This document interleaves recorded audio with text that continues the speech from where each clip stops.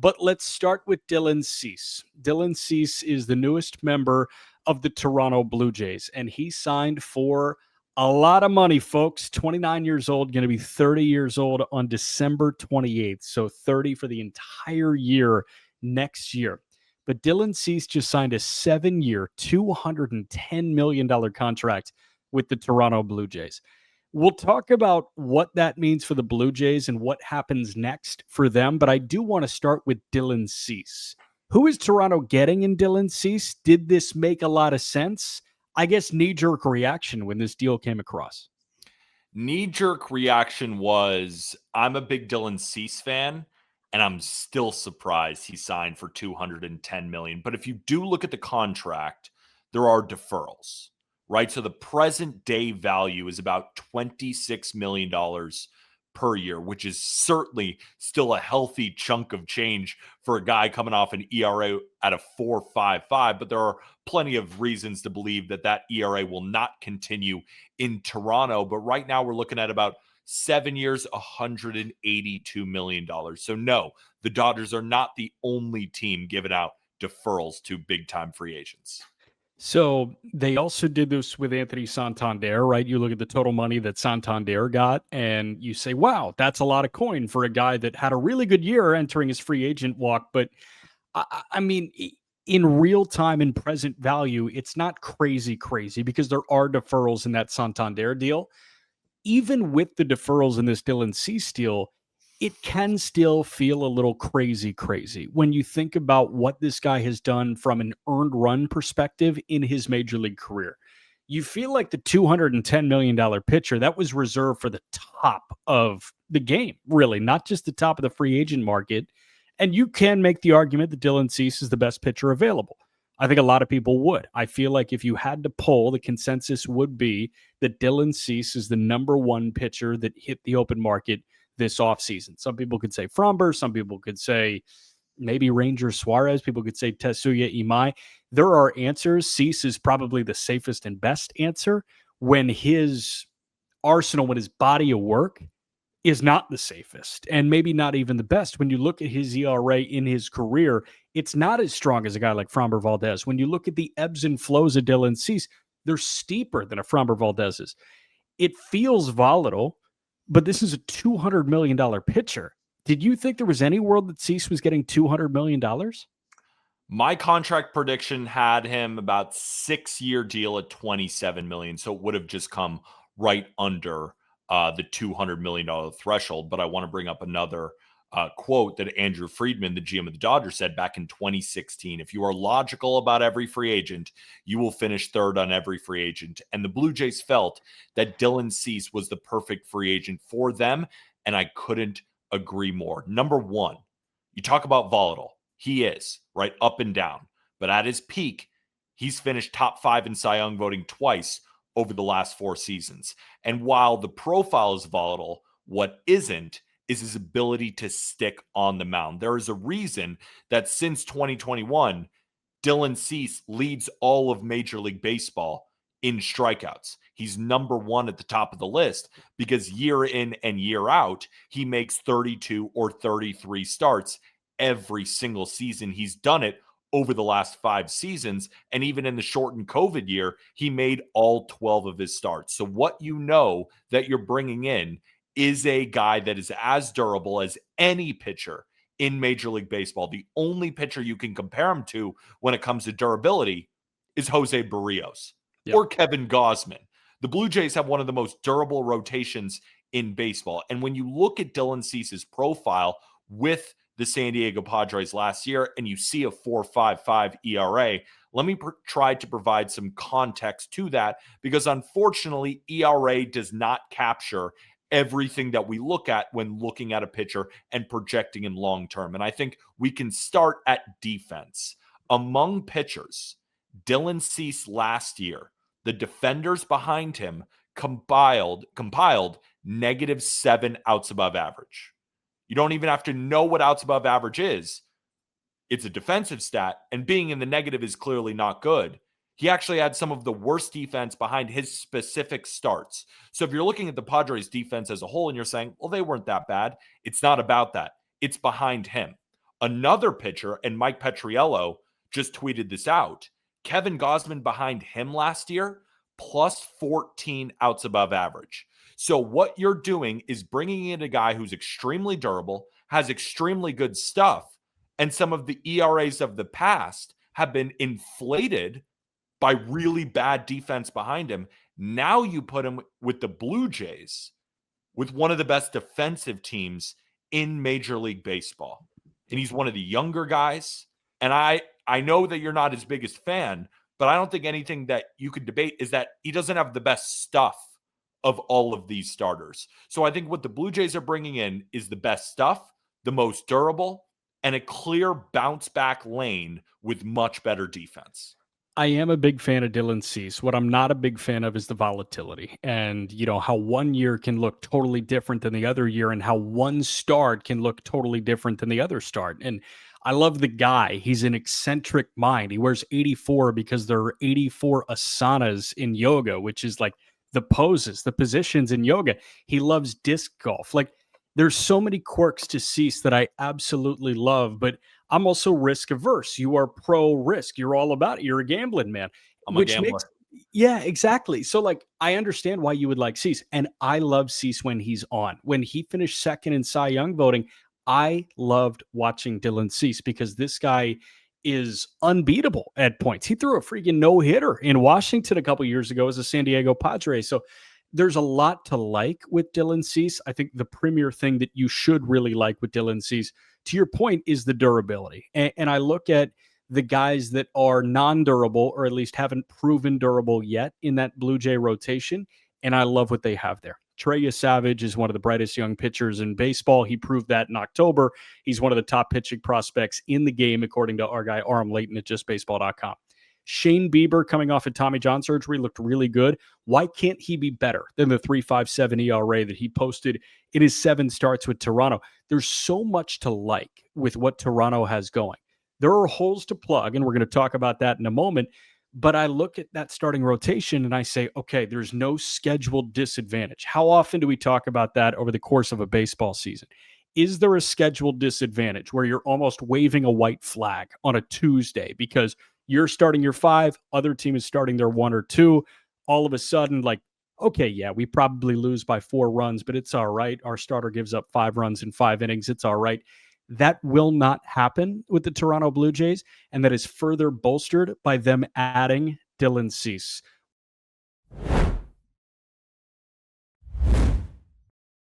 Okay, so we just dissected Dylan Cease, 7 years, $210 million to the Toronto Blue Jays. On the Just Baseball Show, Jack McMullen, Peter Apple, we want to talk about what the Blue Jays have to do next. They are fishing in some crowded waters right now, which is a good thing because chances are you're getting a good fish if they're pretty populated. They are in the mix for Kyle Tucker. They're in the mix for some huge bats and arms still on this free agent market. Can they go sign a closer? Sure. Why not? Can they go sign a premier corner outfield bat? Sure. Why not? Do you feel like there's a slam dunk next step for the Blue Jays, or are there different avenues that they could go in? There are definitely different avenues, but one thing I want to just continue on the Dylan Cease signing is I tweeted this out immediately. I love what the Blue Jays are doing because a lot of teams who would get to that level would become complacent right after. And think to themselves, well, we just got to the World Series. Let's collect a lot of the money that we made from ticket sales of food or parking or any of this stuff. And the owners get a little bit more of a payday. Nope. These Blue Jays owners said, we are going to put this money right back into the team. And the reason I wanted to bring that up is the Blue Jays still have more work to do. And I think it starts potentially with the outfield and DH position. And you say to yourself, what do you mean outfield to DH position? We just had George Springer be one of the best hitters in baseball last year. Anthony Santander is coming back. We have Dalton Varsho. Did you see Nathan Lucas in the playoffs? What are you talking about? You can still always add. And that's why I'm curious, actually, in our YouTube comments below, thank you to everybody joining us live on YouTube. Where would you want to start? Because Nathan Lucas, at the end of the day, is a 31-year-old with basically 1.5 seasons under his belt. He's been in baseball, or Major League Baseball, at least since he was 29 years old. This is not, some top prospect that just emerged like an Addison Barger. This is more of a journeyman player who had a really good year. Do we want to go with Nathan Lucas in left field again? Maybe, and I think it would be fine, but I think we could talk about other avenues. In right field with Anthony Santander, do we believe in a year two bounce back? Would we like to get some added, players at that position? Do we think that George Springer is going to replicate what he did last year? I think these are questions that the Blue Jays front office and even fans need to ask themselves. Is Ernie Clement going to be the same great player at second base, or do we need to make sure that we go get Bo Bichette again? So I would expect them to be in on Kyle Tucker still. I would expect them to be in, of course, on Bo Bichette, because we can't forget this ownership group has crazy money.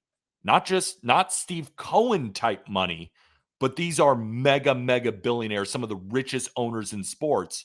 So if they want to go spend, they absolutely can, even though they already gave out 210 to Dylan Cease. Obviously, they have Rogers Communications with the Rogers Center there as the ownership team. And it was funny. I tweeted something along the lines of, I quote tweeted Just Baseball's tweet about Dylan Cease signing his $210 million deal. And I just said, that is ... a lot of money. And Ben Schulman, who's doing a great job as a radio voice of the Blue Jays, said, upgrading my phone and internet right now to help. They have Canada. The Rogers have Canada. There's a lot of money there. There's a lot of free play, it seems like there. It seems like Bichette would be the slam dunk there. And then you're kind of playing with Ernie Clement as a utility piece. I like your idea of a power bat and maybe in the corner outfield. Like if they can go get Kyle Tucker, I'm all about them going to get Kyle Tucker. For me, I would prioritize 1A is Bichette. 1B would be a closer. How scary was Jeff Hoffman at points this year? And Hoffman turned it on at the end of their World Series run. He totally turned it on, and he put them in positions to possibly sneak the Fall Classic away from the Dodgers. But Hoffman was unpitchable at points. You found a consistent 8th inning guy or 7th inning guy in Varland. You found, I feel like, when best used, an 8th inning guy in Jeff Hoffman. You have another 7th inning guy in Sir Anthony Dominguez. Do you have that closer? If the answer is no, they're sitting out there right now. Do you want to pony up and pay Edwin Diaz? They got cash, to your point. Do you want to pony up and pay Devin Williams and give him a third year when other teams don't want to give him a third year on a bounce back? Do you want to pay Pete Fairbanks and see if he can lock down the 9th inning? There are options on the free agent market. One more idea that I was thinking about with the Blue Jays that nobody has really talked about and is very unlikely to happen, but I love the idea of it. What about Alex Bregman? And what I mean by that is, if you're looking for a righty power bat, he can still hit for a ton of power. It might not, result in 40 home runs, but could result in 40 doubles. So you put Alex Bregman at third. You'd even bring back Bo Bichette and go more bargain hunting in the bullpen and go full bore into this offense. And you might say, well, what about Addison Barger? Where do we put him? You put him in right field, and potentially you could put Anthony Santander in left. And if Santander continues to falter, you have Nathan Lucas right there. And I don't even think Bregman will be crazy expensive considering his age. It might be more of a high AAV type deal, depending on kind of what he's looking for in the open market. But to put another postseason performer in that lineup, that righty bat with that defense, which just kind of further emphasizes the theme that the Blue Jays are developing there in Toronto, I like a Bregman shout. My thought is on Bregman, how many years is too many years for them? Because if Bregman wanted another 2-year deal at a ridiculously high AAV, he would have just opted into his Boston deal. But he didn't. He might be hunting a 5-year deal. Are you comfortable if you're Ross Atkins giving Alex Bregman, who's on the other side of 30, a 5-year deal? I think I am. And I think it's one thing to decline that contract and go out and search for more. And it's another thing to get it. Pete Alonso did the same thing. And what happened? He goes back to the Mets.